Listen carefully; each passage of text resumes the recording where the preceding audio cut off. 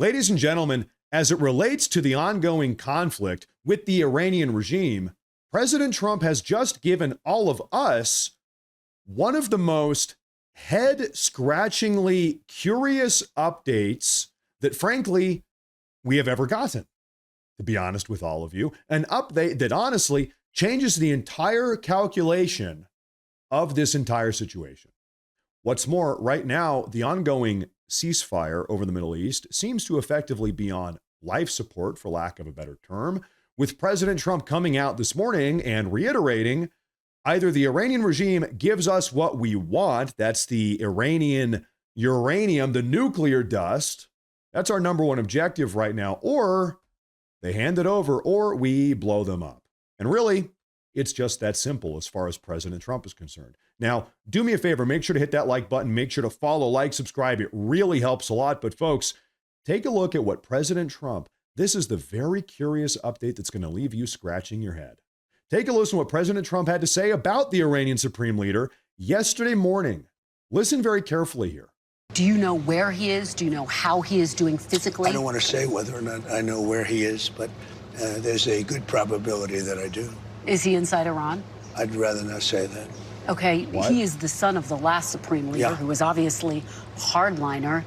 Is this younger Khomeini any better for the United States than his father was? Younger, I think more rational, injured. He's pretty badly injured. So there's a certain bravery there. A lot of people, if they were injured that badly, they wouldn't be talking about, how we doing with the United States. They'd have other things on their mind. So there's a certain bravery there. But he is very seriously injured, yeah. Do you know? Folks, wow. What he said there at the start. He is very, very injured. Do we know where he is? Well, I don't want to talk about that. Is he even inside of Iran right now? Well, I don't want to comment on that.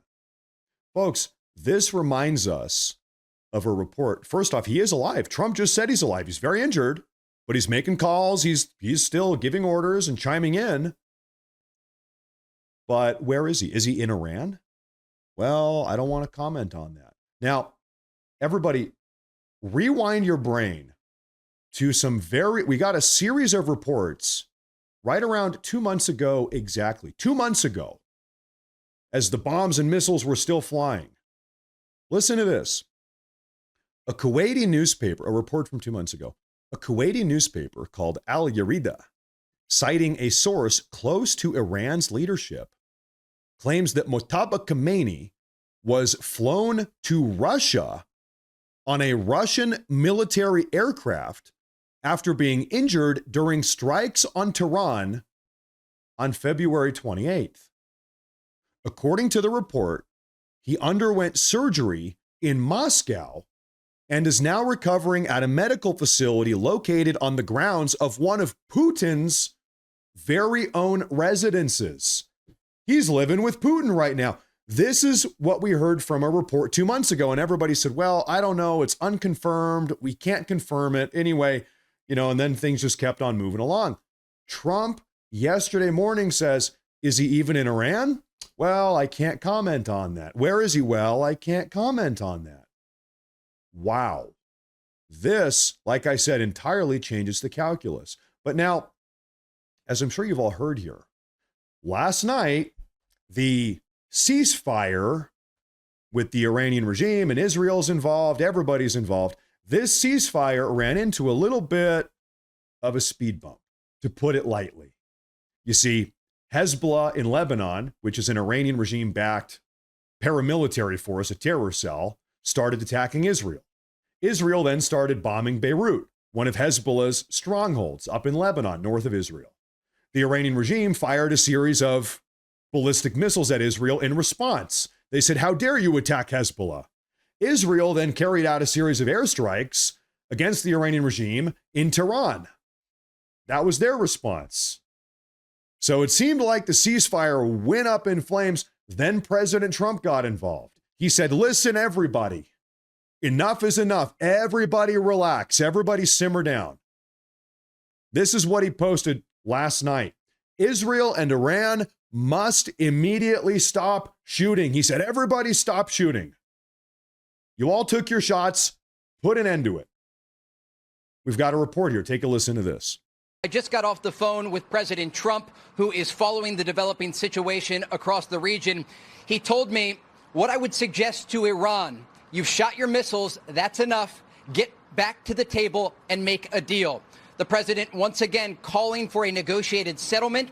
He also spoke about the ongoing negotiations with Iran, saying we are very close. I would say an agreement would be signed on Monday, Tuesday, or Wednesday of this coming week. Today's and Monday. now this takes place. And so the president will get briefed on what is happening right now, this ongoing Iranian ballistic missile attack against Israel. But I asked him about those initial IDF strikes that took place earlier today. He told me they were not coordinated with the United States, and I asked him for reaction to the Israeli strikes against Hezbollah in Beirut, and President Trump said, I'm not happy about it. Now, more broadly, he said that the ongoing Iranian missile fire toward Israel at this moment certainly is not going to help the negotiations. But again, he is calling on the Iranians to stop firing these missiles and get back to the negotiating table to ultimately reach a settlement. The president talked about the power of the U.S. military and also the power of the ongoing U.S. naval blockade of Iranian ports. This blockade, John, is currently crippling the Iranian economy. They are losing hundreds of millions of dollars each and every day. And that's part of the reason that President Trump has been able to maintain this strategic patience across the Middle East, understanding that while the United States remains on alert in the region, they simply have to keep this blockade in place, and it will push the Iranians to the negotiating table because they are running out of options with their economy under so much pressure. We know that Iranian exports are down 90%. They're currently extracting crude oil at a 50% rate as a result of this U.S. naval blockade, and officials in the region tell Fox News it is only going to get worse. As for the current situation across the region, we know that people in the northern part of Israel remain in bomb shelters at this hour.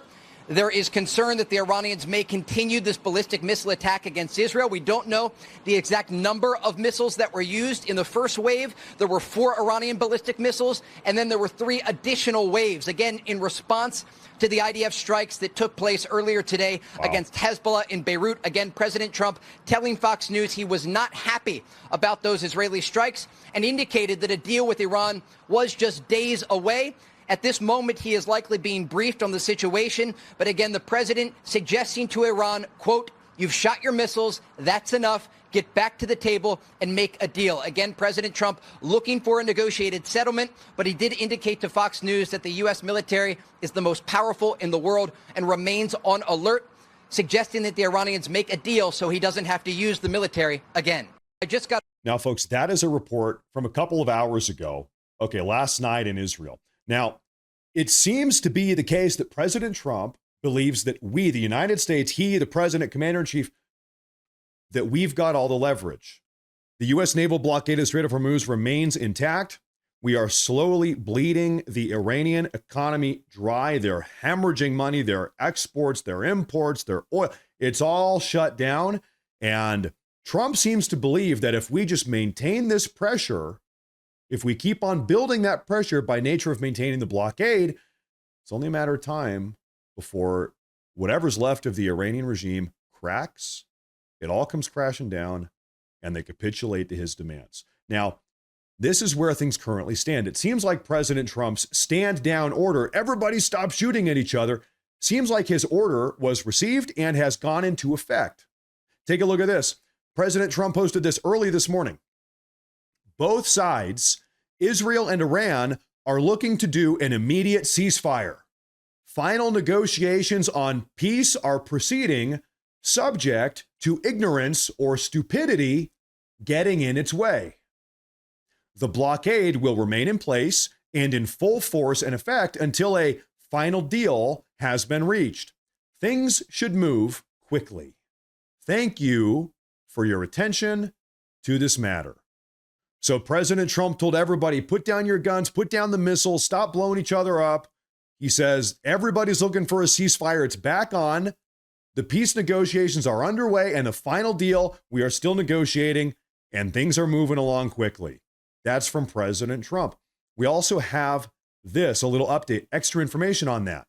Iran announces that it is halting its military operations against Israel after several attacks by both sides yesterday evening. Details include the IRGC warned that any further strikes by Israel in Iran or Lebanon would trigger a far stronger and more forceful response. That's coming from the IRGC. Number two, this move comes 1 hour after President Trump said Israel and Iran must stop shooting. 3, Trump also announced, we just looked at this, that both sides, Israel and Iran, are looking for an immediate ceasefire. That's where things currently stand right this minute. But now, I want you all to take a listen to something else here because, and this is very important. Yesterday, President Trump, yesterday morning, actually issued what can only be described as an absolutely explosive ultimatum regarding the Iranian regime's nuclear dust. That is their highly enriched weapons-grade uranium. Take a listen to this. You've called it nuclear dust. Yeah.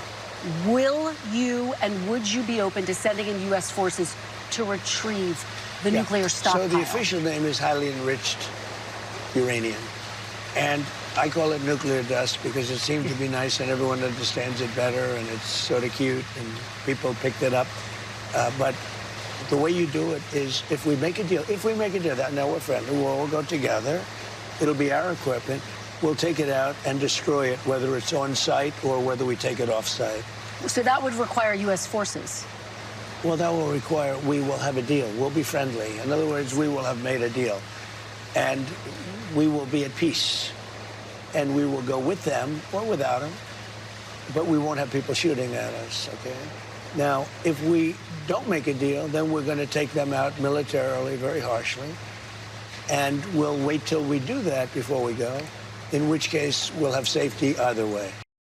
So there you have it. What does he say? One way or another, the good cop or the bad cop path, nice way or the hard way, we are going to get this enriched uranium. That nuclear dust, we are, with their permission or without their permission, we are going to bring in our equipment.